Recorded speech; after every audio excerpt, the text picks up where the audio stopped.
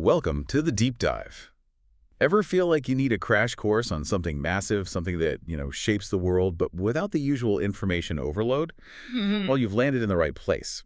Today, we're taking a deep dive into the United States, a country often discussed, but maybe rarely fully understood in all its nuances. Yeah, definitely. We've got a stack of fascinating sources covering everything from its colossal geography to its global cultural footprint. Indeed. And our mission for you today is really to unpack the essential facets of the U.S. Its vast landscapes, its diverse people, its powerful economy, and of course, its global influence. Okay. We'll extract the key insights, explore some surprising facts, and highlight the connections that illuminate not just what the U.S. is, but why it has evolved into the nation it is today. Right. By the end of this deep dive, you'll hopefully have a much clearer, more nuanced understanding of this pivotal nation. All right, let's jump in then. We're going to journey through the core characteristics that define the United States, from its environmental challenges to its cultural exports, giving you, hopefully, a well-rounded and deeply informed perspective. The land of extremes, geography and environment. Okay, so we're kicking off by looking at the sheer scale and natural diversity of the U.S. It's truly a land of contrasts, isn't it? It absolutely is. The geographical breadth is, well, it's remarkable. We're talking nearly 3.8 million square miles. Wow. That makes the U.S. one of the world's largest countries by area, and it encompasses an incredible range of climates and landscapes. Like what specifically? Well, imagine you have Arctic conditions up in northern Alaska, you've got tropical warmth in Hawaii and South Florida, Right. then semi-arid plains in the interior west, and temperate zones across much of the continental U.S. It's incredibly varied. That's a staggering range. Yeah. So you're talking about everything from the towering Rocky Mountains and the expansive Great Plains to the ancient Appalachians and that massive Mississippi-Missouri River system, which truly is the nation's watery backbone, you could say. It really is. And it's home to iconic natural wonders, areas like the Grand Canyon or Yellowstone, famously with Old Faithful, Can't forget Old Faithful. alongside the Great Lakes and, coastlines on two major oceans. What's truly remarkable is how much of this natural heritage is preserved in national parks like Yosemite and the Everglades. Yeah, the park system is extensive, but this brings us to a critical point. How does such a vast and industrialized nation manage its environmental footprint? Okay, yeah. Our sources highlight that environmental issues are a significant concern. The U.S. is one of the world's top greenhouse gas emitters, and this contributes to tangible challenges. And these challenges are really hitting home now, aren't they? Yeah. We were talking about more frequent heat waves, intense wildfires out west, Yeah, those seem worse every year. stronger hurricanes on the Gulf and Atlantic coasts, and prolonged droughts in the Southwest. Oh. The numbers are quite stark. An estimated 60% of Americans at times live in areas with unhealthy air. 60%, wow. And we've seen serious incidents of water contamination, like the Flint, Michigan crisis, which understandably sparked widespread alarm. Absolutely.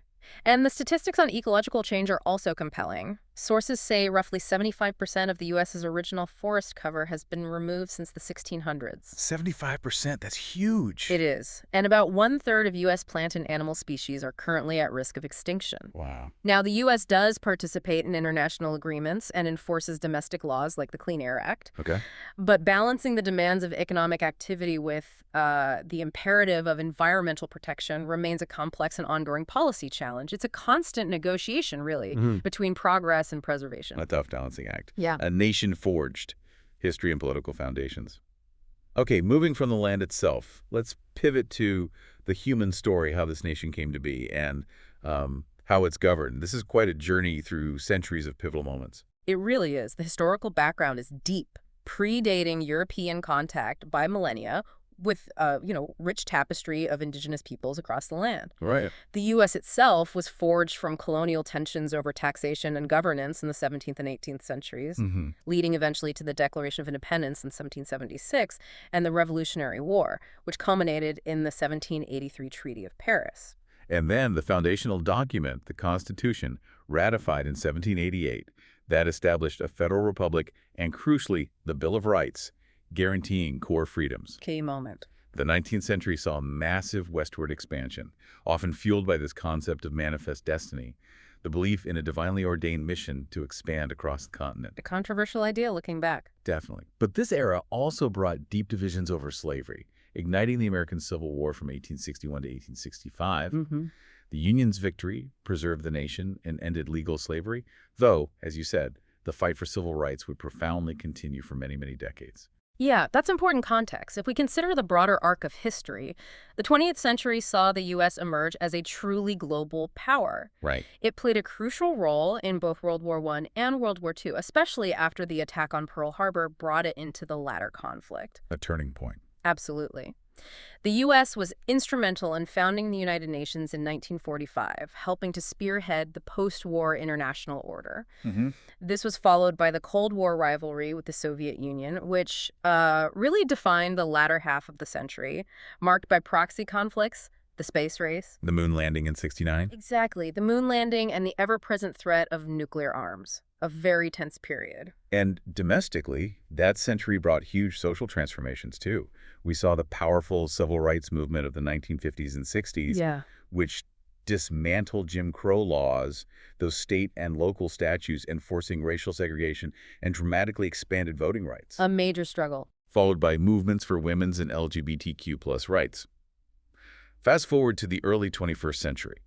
The 9/11 attacks led to prolonged wars in Afghanistan and Iraq. Mm-hmm. And more recently, the U.S. has grappled with significant political polarization, intense debates over immigration, healthcare, racial justice. All still very relevant today. Absolutely, all underscored by the profound impact of the COVID-19 pandemic in 2020-2021. So, given this diverse and historically dynamic background, a key question for understanding the U.S. is, how does such a nation govern itself? Right. Well, the U.S. operates as a federal republic with a constitution-based system. It's distinguished by a separation of powers among three branches: the executive, the legislative, that's a bicameral Congress, and the judicial. Checks and balances. Exactly. Checks and balances are designed to ensure no single branch dominates. And this is where it gets particularly interesting for you, our listener, because power is also profoundly shared between the federal government and the 50 state governments, plus territories. That federalism piece is key. It really is. It isn't just a structural detail. It means that policies on everything from education to taxes and criminal justice can vary dramatically depending on where you are. Yeah, big differences start to state. It's one of the world's oldest continuous democracies, characterized by regular elections and usually peaceful transfers of power, though events like the January 6, 2021 Capitol riot certainly tested that system's resilience. A significant test, yeah. Politically, the landscape is largely dominated by two major parties. Right. The Democratic Party, generally considered center-left, and the Republican Party, typically center-right. This two-party system has been remarkably enduring since the 19th century. Amazing how long it's lasted. It is. As of 2025, Joe Biden, a Democrat, holds the office as the 46th U.S. president, with Kamala Harris as vice president, notable as the first woman and first person of African and South Asian descent to hold that office. Historic, yeah. While American democracy continues to feature active civic participation, freedom of speech, and lively debate, the political climate in recent years has been, well, highly polarized. Yeah, you can say that again. Deep divisions on issues like healthcare, immigration, and gun control consistently shaping the national conversation. The economic juggernaut and its backbone, economy and infrastructure. Okay, let's shift gears now and talk about the economic powerhouse that is the United States. It's not just big, it's globally dominant in many ways. That's definitely right. The U.S. commands the world's largest economy by nominal GDP. It accounts for roughly a quarter of global economic output. Quarter of the whole world. Pretty much. In 2025, its GDP exceeds $30 trillion, and with a GDP per capita around $89,000, it clearly reflects a highly developed, high-income economy. The unique insight here, I think, is it's a largely post-industrial mixed capitalist system where the services sector generates approximately 80% of its GDP. 80%. Yeah, spanning everything from finance to healthcare, retail, and information technology. It's massive. That massive services sector is obviously a key driver, but it's complemented by powerful industries too, right? Like technology, software, aerospace, energy. Absolutely. The U.S. is a leading producer of oil and natural gas. Right. And agriculture too. Yep. Still a top exporter of agricultural commodities like corn, soy, and wheat.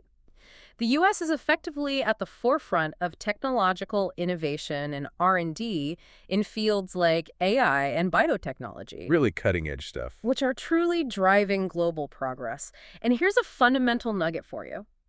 The U.S. dollar stands as the world's primary reserve currency. Yeah, that's huge. It underpins a vast amount of international trade and finance. Okay. Indeed. The financial markets in New York are the largest globally, and the U.S. is home to 124 of the world's 500 largest companies. Wow. As a leading trading nation, it's the world's largest importer of goods and the second largest exporter. Top trading partners include Canada, China, Mexico, the EU, and Japan. So very connected globally. Very. This openness to trade and investment, coupled with strong property rights, makes the U.S. economy profoundly competitive and, adaptive. So what do these big economic realities mean for, like, daily life for people? Good question. The U.S. labor force is about 168 million strong, third largest globally. Unemployment tends to be low in normal times. Sources say around 4.3% in August 2025. Okay. Wages and cost of living, however, vary hugely by region. Right, I bet. Major coastal cities like New York and San Francisco have a notably high cost of living, especially housing. Insane housing costs, yeah. While many Midwestern and Southern areas are significantly more affordable. Right. This leads us to think about the nation's infrastructure. The U.S. boasts an extensive network, but its quality, varies considerably. Okay. It's famously car-centric, Yeah. The world's largest road network spanning about 6.6 million kilometers. Most Americans rely heavily on private automobiles. That road network, yeah, including the interstate highway system, really shaped how the country developed, didn't it? Absolutely. Public transportation, though, is mostly found in major metro areas, less coverage in rural and suburban zones. True. But get this.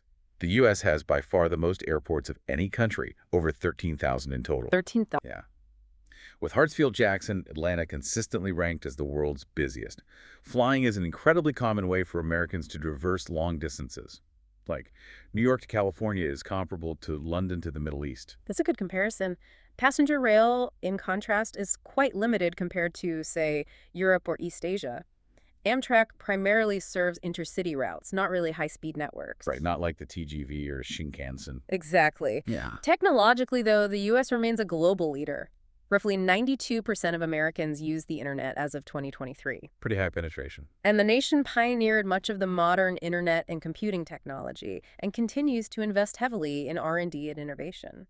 So ultimately, the U.S. economy is dynamic, innovative, but it faces these enduring challenges like income inequality. You hear about that a lot. Yeah, it's one of the widest gaps in the developed world. Along with persistent pockets of poverty and infrastructure that, needs modernization. Definitely its investment. Still, by global comparison, it offers a high standard of living on average and remains a land of significant economic opportunity for many.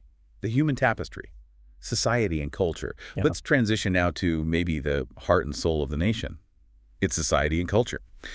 The U.S. is often described as a melting pot or a mosaic, and that incredible diversity truly shines through in our sources. The depth of this diversity is it's profound. The U.S. is the world's third most populous nation, over 330 million people. Wow. And it is remarkably ethnically and racially diverse. As of the 2020 census, the population is roughly 59% white, non-Hispanic, 18% Hispanic Latino, 13% Black African American, and 6% Asian American, with smaller percentages of other groups too. A real mix. A real mix, and this rich blend is reflected in its languages, religions, customs, everything. Well, English is the de facto national language spoken by the vast majority. There's a surprising linguistic depth there too, isn't there? There really is. The U.S. has the world's second largest Spanish-speaking population after Mexico. Get out. Second largest. Yep, over 37 million people speaking Spanish at home. And other languages like Chinese, Tagalog, Vietnamese, French are also spoken by millions, contributing to the nation's cultural vibrancy. This linguistic prevalence, particularly English, partly explains why American popular culture films, music, literature has such global reach. That makes sense. Given such diversity, a crucial question is how a nation manages religion. The U.S. has no official religion, right? Right. Separation of church and state. Exactly. It's founded on the constitutional principle of freedom of religion, fostering a profoundly religiously pluralistic society.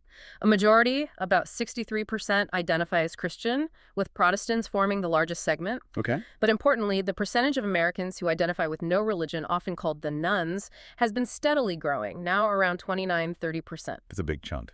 It is. And non-Christian faiths, including Judaism, Islam, Hinduism, Buddhism, collectively account for about 6–7% of the population. The U.S. Jewish community, interestingly, is the largest outside Israel. Huh, didn't know that.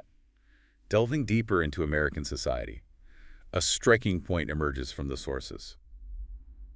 A high value is placed on individualism and personal freedom. Yeah, that's core. There's a strong belief in the American dream, this idea that hard work can lead to success regardless of background, coupled with a deep-seated entrepreneurial spirit. The pull yourself up by your bootstraps idea. Right. Socially, Americans tend to be informal and friendly. For instance, it's common to quickly address others by their first name, even superiors. Yeah, less formal hierarchy. Punctuality is generally expected, and there's this unique culture of tipping for services like restaurants, where 15–20% is customary. That always surprises visitors. Yeah.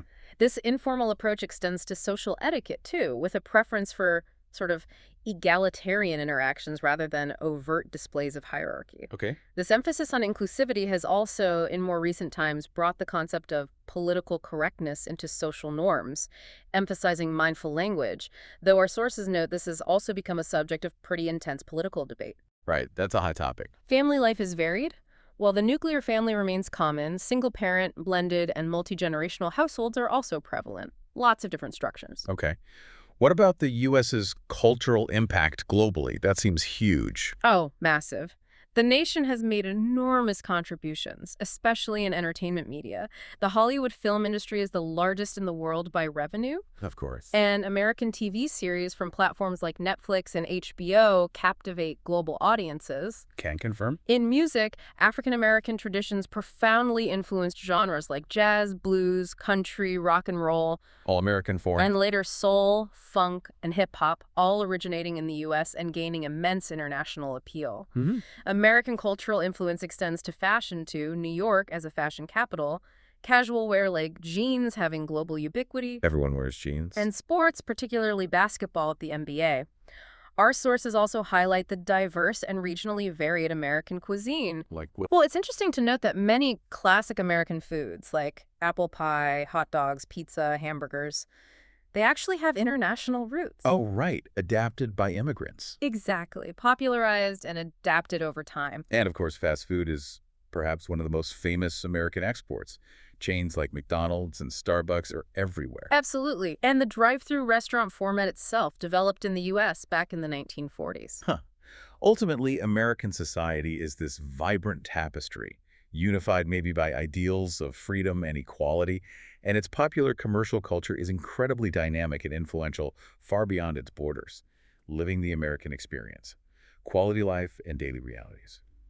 Okay, so we've explored the foundations. Now let's talk about what it's actually like to live in the U.S. Day-to-day, the quality of life, the daily rhythms, and some unique challenges. Right. Overall, the U.S. offers a high quality of life by global standards. It consistently ranks high in the UN Human Development Index. Very good.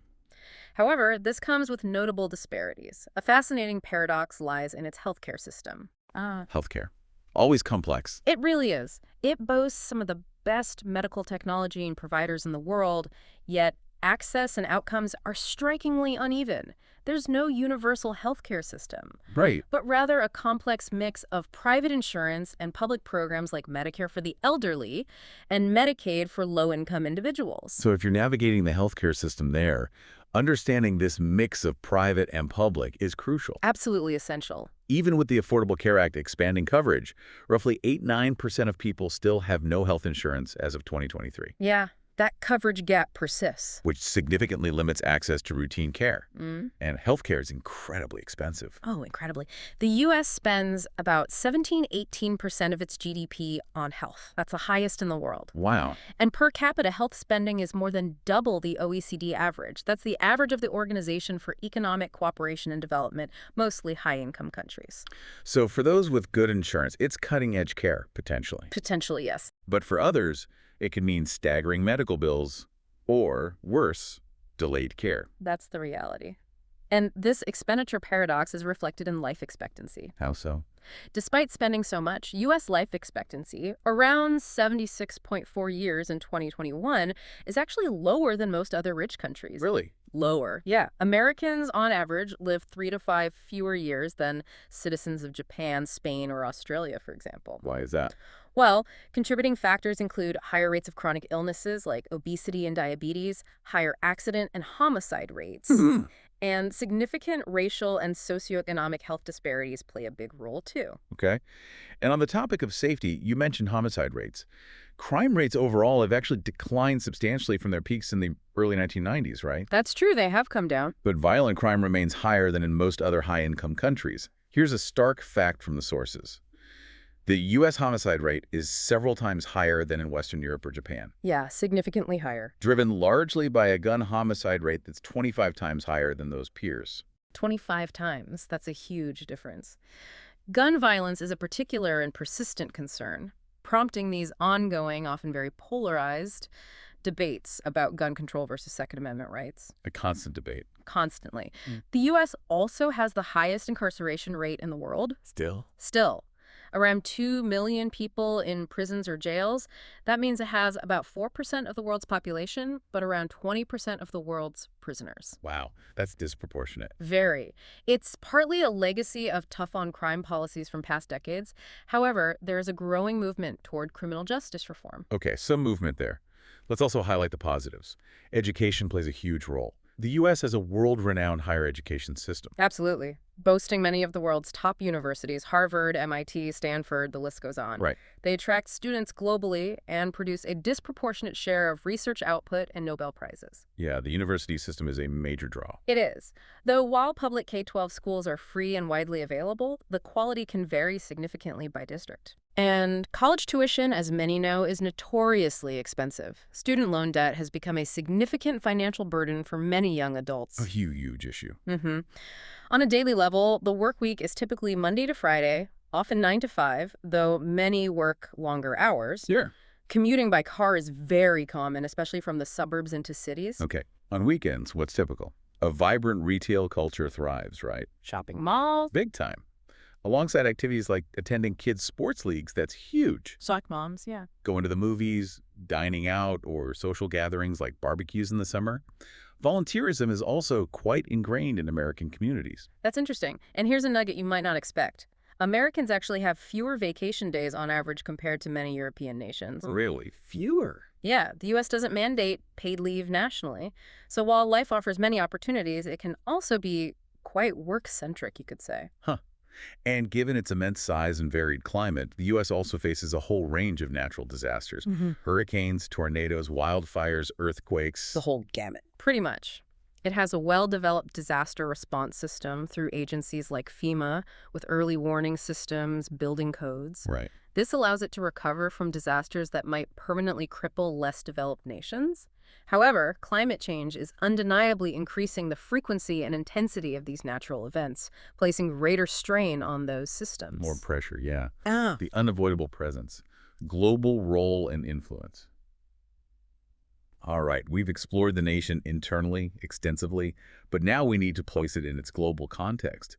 The United States plays a, well, truly pivotal role on the world stage, politically, economically, culturally. Indeed. The U.S. is often described as one of the world's two superpowers, especially since the Cold War, and now often discussed alongside a rising China. Right. Its unparalleled global reach is evident across so many domains. It was instrumental, as we mentioned, in establishing the post-World War II international order, and is a founding member of the United Nations, hosting its headquarters in New York City and holding a permanent seat on the Security Council with veto power. That veto power is key. What's particularly impactful here, too, is the U.S.'s role as a key member of NATO. Absolutely central to NATO. The Supreme Allied Commander Europe is traditionally an American general. It also wields significant influence in economic institutions like the World Bank and IMF. Right. Shapes the rules. Through its diplomatic clout, it actively shapes global agendas on security, trade, even global health. It's a major funder for organizations like the WHO. Its diplomatic reputation is, well, complex and can fluctuate. Yeah. While many allies view the U.S. as a crucial partner and defender of democratic values, it has sometimes been criticized for unilateral actions, like the 2003 Iraq invasion. Okay, so not always seen positively. Not always. However, the U.S. retains extensive soft power. Global surveys frequently find that American culture, its movies, music, technology, is well regarded by the public in many countries, even if specific U.S. policies are not. Interesting distinction. Turning to his military might, it's truly unmatched, isn't it? Pretty much, yeah. The U.S. has by far the largest military expenditure in the world, around $800 billion annually. 800 billion. Yeah, that accounts for about 36% of global military spending. It maintains military bases in strategic locations across Europe, Asia, the Middle East, a global footprint. Which is both a source of stability for its allies and, at times, a subject of international controversy. Exactly. Economically, the U.S. remains the world's largest economy and a critical engine of global growth. The U.S. dollar, as we mentioned, the primary reserve currency, Right. used in a majority of international transactions, granting the U.S. significant financial influence globally. And U.S. companies and brands, Google, Apple, Microsoft, Coca-Cola, Netflix, they're deeply integrated into daily life across the globe. They really are everywhere. Culturally, the U.S. arguably has the widest global reach of any nation. Hard to argue with that. American films and TV shows are watched in countless countries. Hollywood's influence is just immense.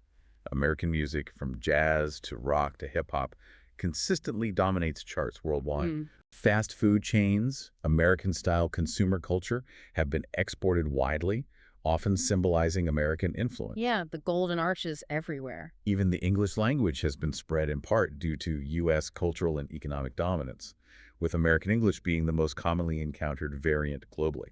That pervasive cultural reach often raises discussions about Americanization. Does it crowd out local culture? Exactly.